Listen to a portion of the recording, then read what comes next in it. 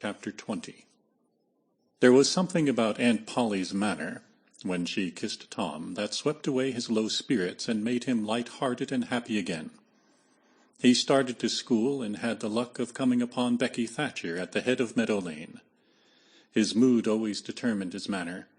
Without a moment's hesitation he ran to her and said, "I acted mighty mean today, Becky, and I'm so sorry. I won't ever do that way again, as long as ever I live. Please make up, won't you?" The girl stopped and looked him scornfully in the face. "I'll thank you to keep yourself to yourself, Mr. Tom Sawyer. I will never speak to you again." She tossed her head and passed on.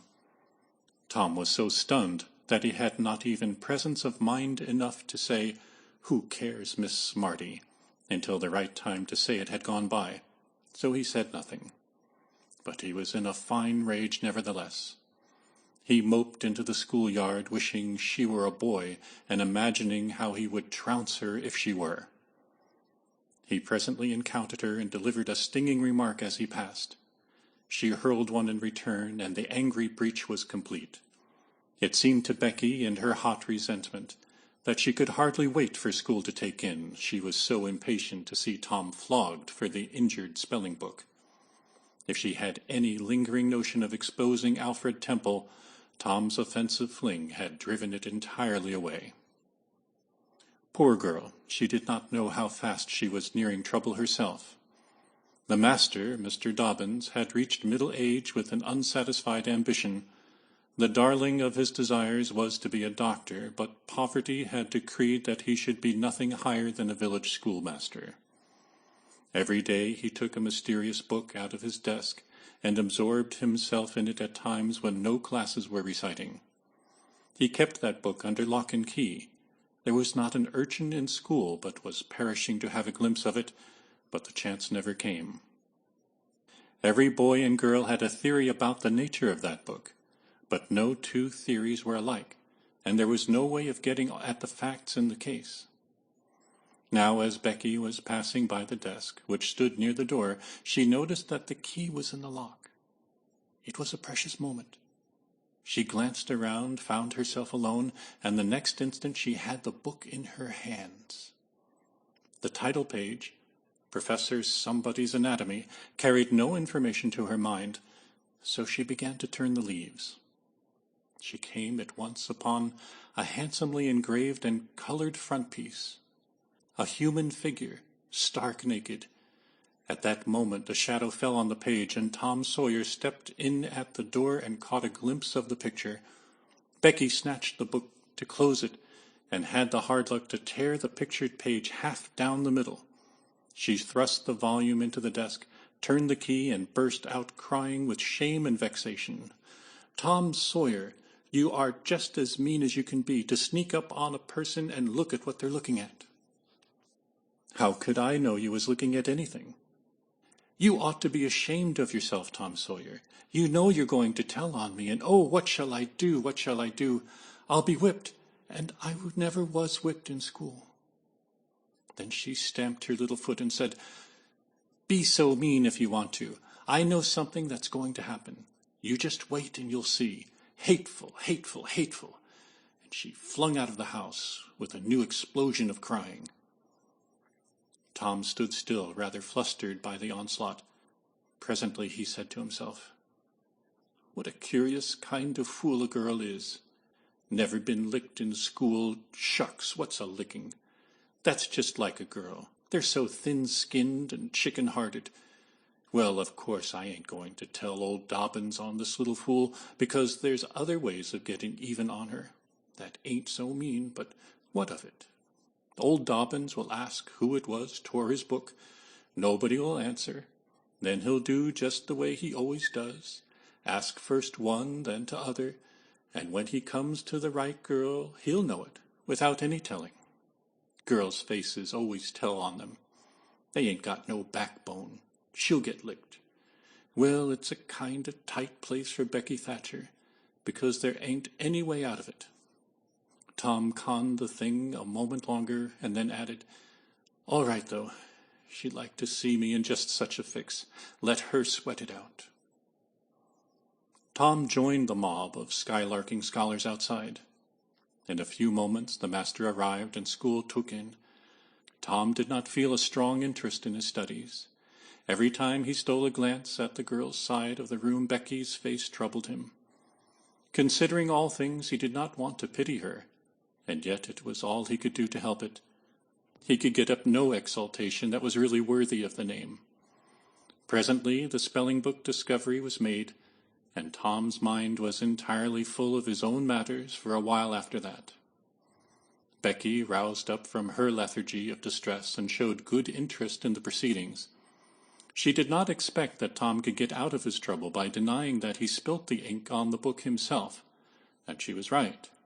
The denial only seemed to make the thing worse for Tom. Becky supposed she would be glad of that, and she tried to believe she was glad of it, but she found she was not certain. When the worst came to the worst, she had an impulse to get up and tell on Alfred Temple, but she made an effort and forced herself to keep still, because, she said to herself, "He'll tell about me tearing the picture, sure. I wouldn't say a word, not to save his life."